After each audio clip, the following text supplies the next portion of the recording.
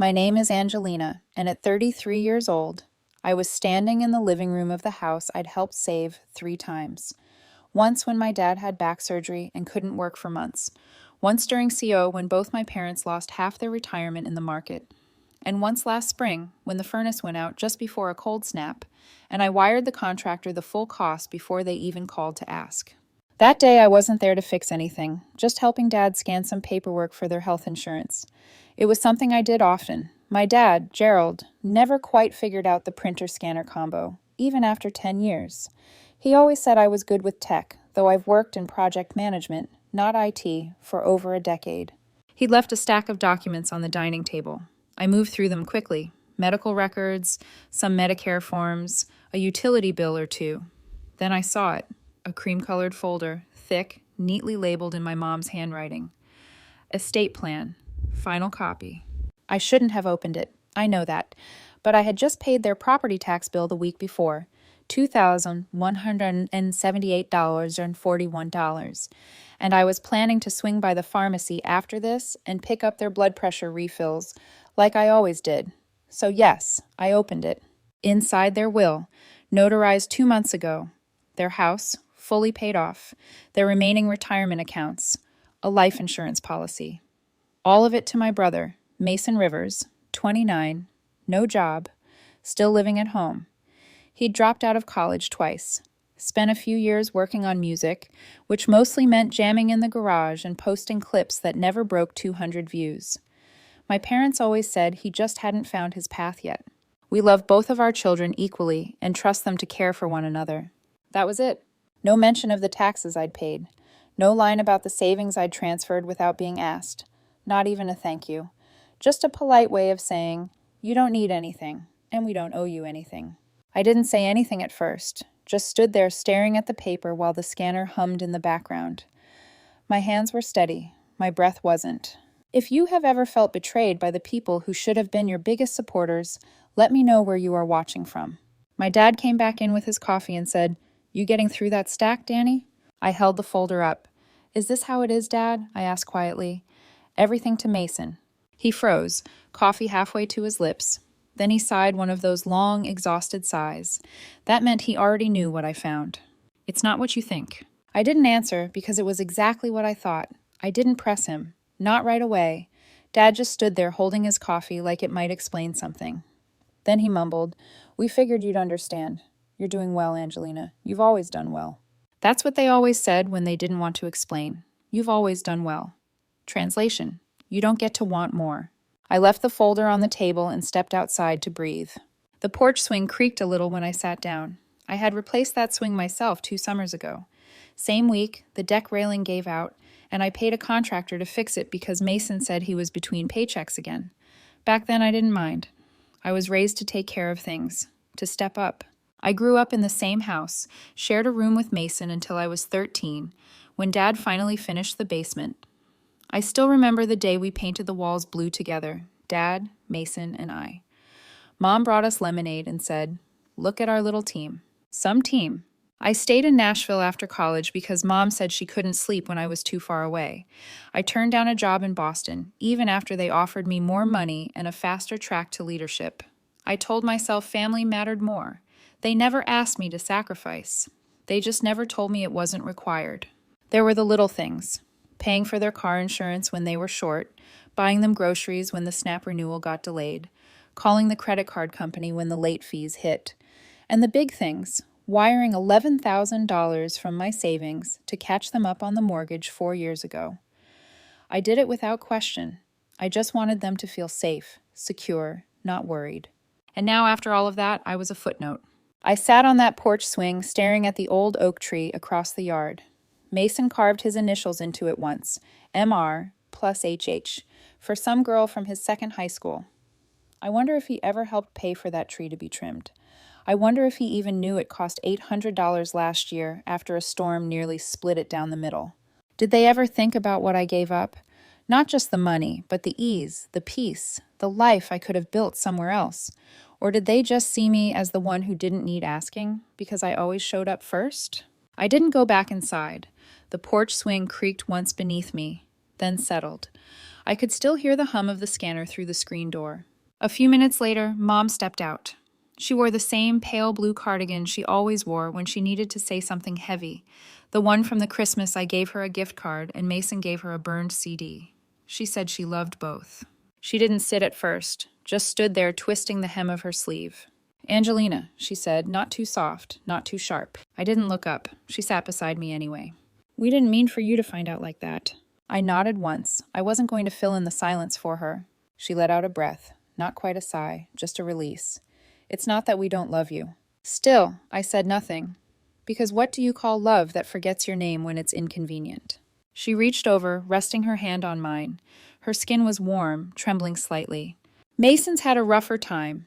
You're steady, Danny. You always have been. Steady, strong, reliable." Words that feel kind until you realize they're cages. Labels that let people take from you without guilt. I pulled my hand back. "You could have told me," I said, my voice low, even. "You could have asked." She looked away, down toward the yard, and that's when she said it quietly, as if saying it softer made it lighter. "We had to co-sign for Mason. He needed the help." The word landed like a tap, not a blow. But I heard everything in the way she said it. They didn't just leave me out of the will. They'd already tied themselves to him with real numbers, real debt, real risk. "How much?" I asked. No answer. "Mom, how much?" Still nothing. Then quietly, 35. I stood up.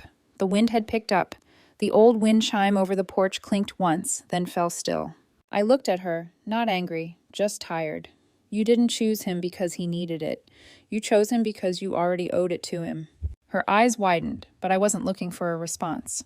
I just didn't know the price included forgetting me. I didn't text, I didn't call, I just stopped. That week, I canceled the auto deposit I'd set up for their utility bills. I deleted the calendar reminder to reorder their medications. I paused the grocery account that delivered every Thursday at 4. Nothing dramatic, no big declaration, just a quiet shift, an empty space where I used to be. I thought they might notice right away, but a week passed. Nothing. By the second week, I started getting the first messages. Dad's text came first. "Water bill came in higher this month. Can you check the account?" I didn't answer. Then Mom, "We're out of the low-sodium crackers you always bring." Mason forgot. I left it unread. They weren't concerned. Not yet. They just assumed I was busy or moody or tired from work. Maybe they thought I needed space. Maybe they thought I'd come back, like always. The third week, the tone changed. "Angelina," Mom wrote, "the mortgage is due. Can you send what you usually do?" She didn't say hello. Didn't ask how I was. Just a line, a number, a need. I stared at the message for a long time. Then I typed, "Ask Mason. It's his house now." I hit send. Didn't wait. 5 minutes later, she called. I let it ring. Another message.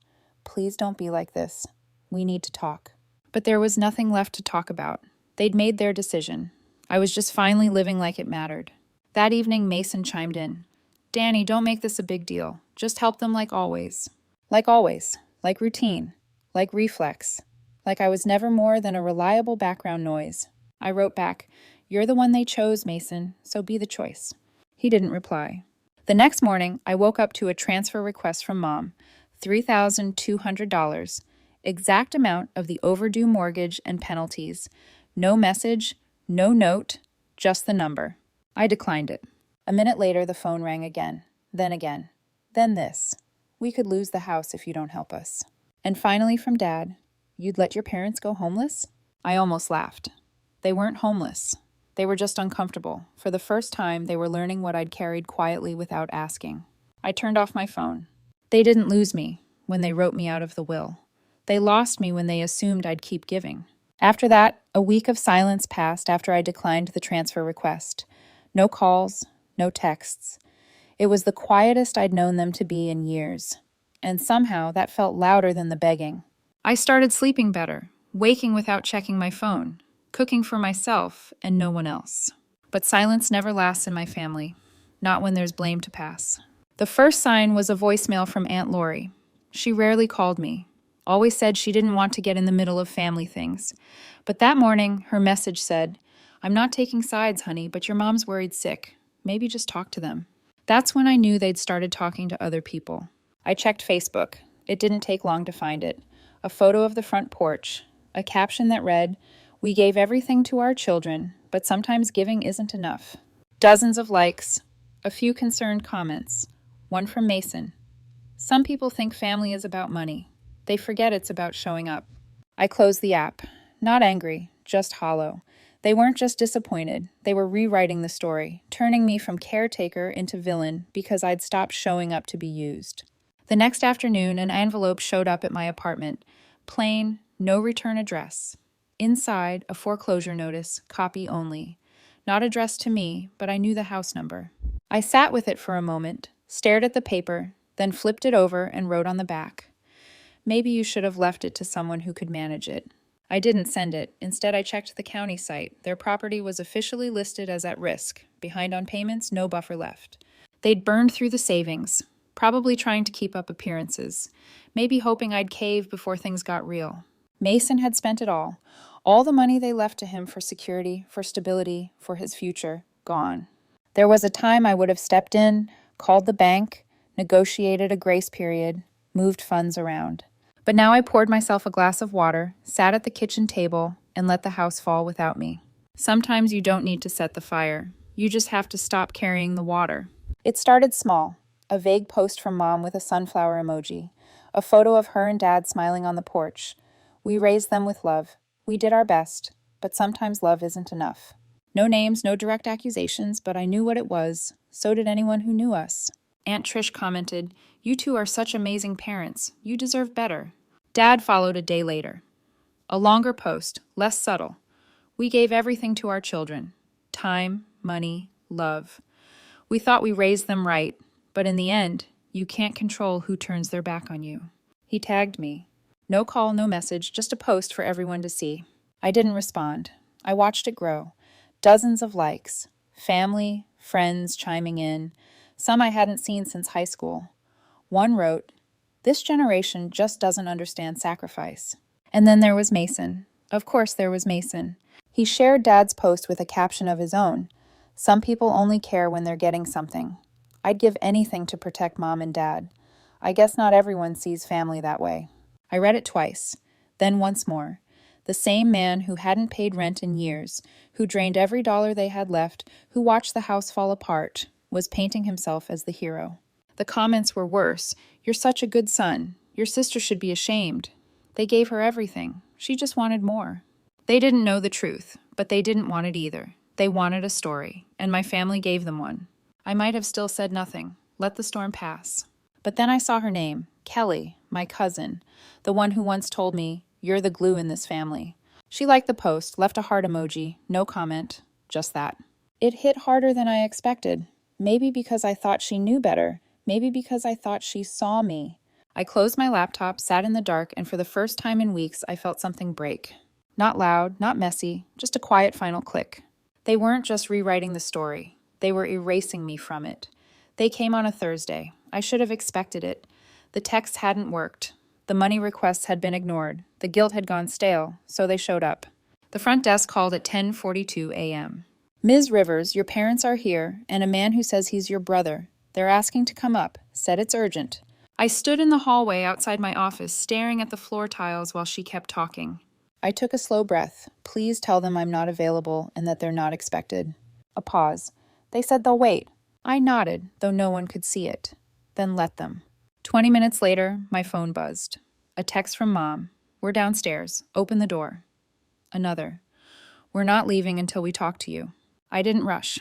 I finished the meeting I was in, answered 2 emails, then walked downstairs. They were by the building entry, standing too close together, like they'd rehearsed it. Dad stiffened upright like he was holding in a lecture. Mom clutched her purse in both hands, eyes scanning. Mason looked like he'd rather be anywhere else. They all turned when I stepped through the door. No one spoke right away. I stayed where I was, arms crossed, calm. "Angelina," Mom said, her voice already on edge. "We need to talk." I looked at her, then past her. The street was quiet. A delivery van rumbled by in the distance. I didn't answer.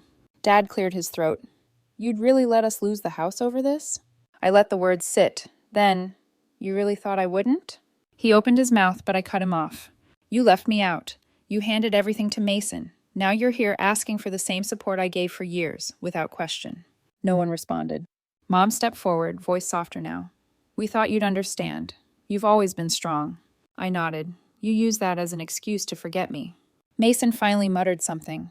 I didn't catch it all. Something about not asking for any of this. But you took it, I said.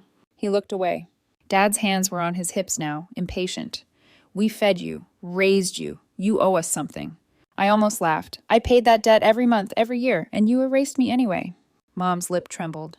We didn't mean to hurt you. I took one step closer. Then why did you wait for me to disappear before realizing I was the one holding it all up? They said nothing. Mason reached for the door. I held up a hand. Don't. You're not coming up. You're not coming in. I won't be your answer this time. No yelling, no scene, just stillness. They stood there, 3 people who once called themselves my family. And I? I was done trying to be seen by people who only looked when they needed something. They didn't lose me when they changed the will. They lost me when they believed I'd never walk away. I didn't block their numbers. I didn't need to. The silence I gave them was louder than anything they could shout back. They texted for a while. Mom tried soft words. Dad went colder, blaming, demanding. Mason stayed mostly quiet. Just one last message. You think this makes you better? Walking away? I didn't answer. A few days later, I took a walk. No purpose, just movement. My path, without meaning to, curved past the neighborhood where I grew up. The old street looked the same. Cracked sidewalk, a half-painted fence. But the house? A for sale sign on the lawn. Faded shutters. Dying grass. I stood on the sidewalk and looked at it. The porch light was off. The swing I fixed was gone. So was the hanging wind chime. I didn't move closer. I didn't need to see inside to know what had collapsed. That house never kept me. I kept it, and now it was someone else's problem. As I turned to leave, my phone buzzed in my pocket. Once, then again. I didn't check it. I already knew the name that would be on the screen. I let it buzz, then stop, then buzz again. I pulled out the phone and looked. Missed call, Mom. Missed call, Dad. And then voicemail, new. I muted the phone, slipped it back into my coat pocket. No message needed. I already knew what it would say.